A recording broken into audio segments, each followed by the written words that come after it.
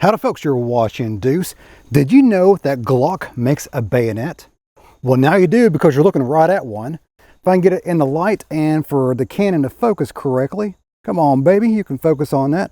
You can see that does say Glock, made in Austria, all the good stuff, bells and whistles, for a Glock bayonet. In actuality, it is a field knife, but it can be mounted on many different types of firearms.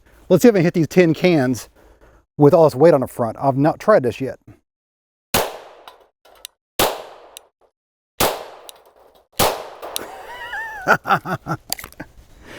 And she shoots no problem whatsoever with this big old bayonet on the front.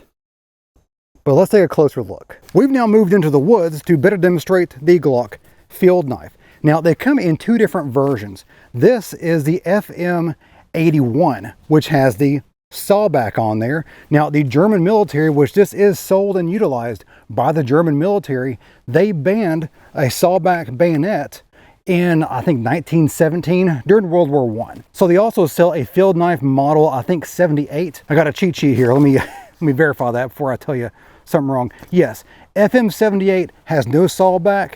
The 81 does. And I, of course, bought the 81. Quick editor's note. I was looking around to see where you could find these knives at, and it turns out the FM81, the one with the sawback on there, this is still available, no problem, all day long on Amazon and various other retailers.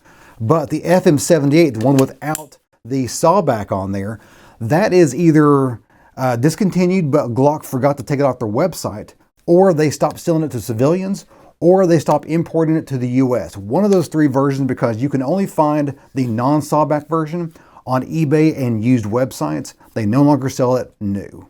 The polymer sheath and the handle are both made of the same Glock polymers that we know and love today that's on their pistols. Same exact stuff on the knife and the sheath.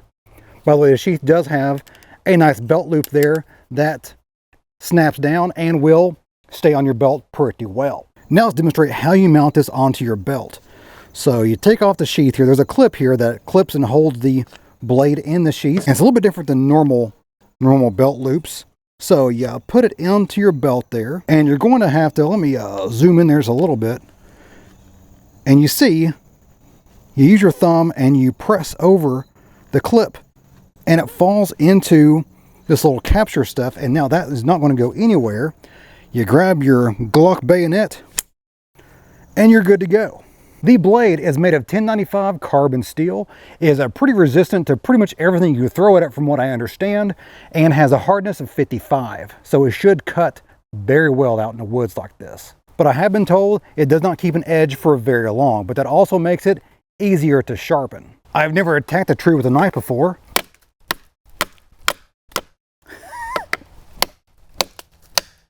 All right, well, you can beat the crap out of a piece of tree with it and stays pretty sharp. By the way, I have not touched this up.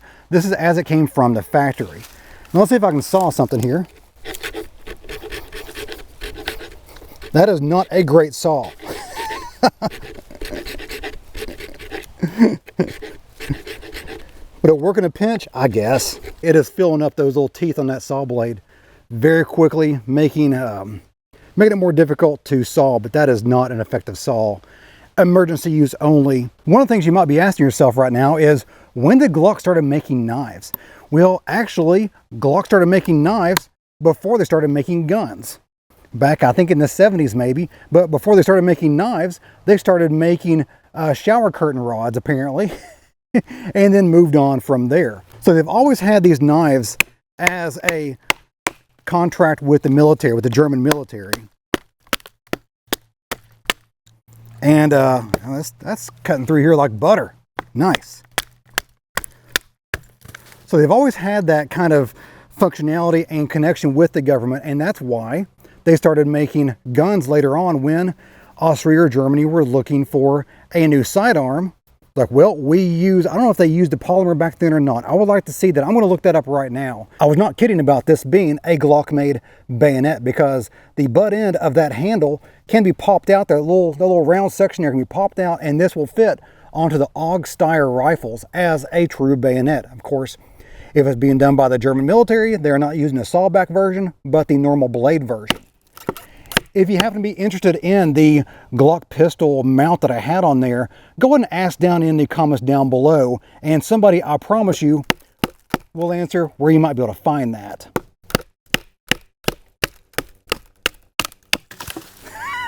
Beautiful.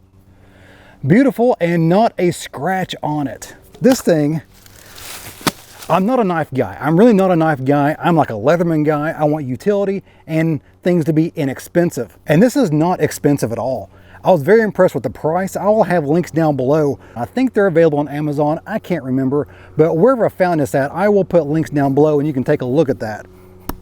But yeah, pick yourself up a Glock field knife. I highly recommend it. Well guys, that's for me today. I hope you enjoyed it. If you did, give me a like and go subscribe. A lot more is on the way. If you have any comments, questions, show ideas, leave that down in the comments down below, especially if you're looking for a specific mount for your Glock field knife. And as always, you guys have a great day. See ya.